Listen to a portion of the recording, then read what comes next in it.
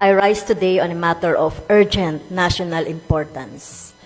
The Filipino are suffering and the Marcos administration has failed them.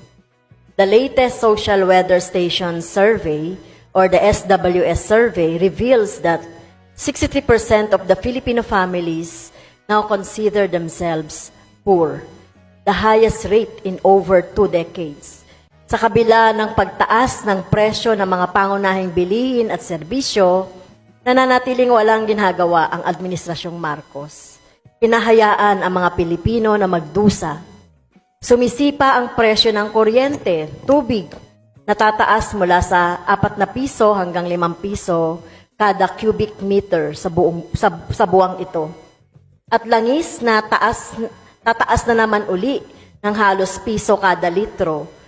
Tataas ang pamasahe sa LRT na aabot ng 12.50 or 12 pesos and 50 centavos sa maximum at may pagtaas na naman ang premium ng SSS. Pero sinasabi ng Malacanang na pabayaan muna ito. Anong klaseng gobyerno ang pumapayag na maghirap ang kanyang mamamayan?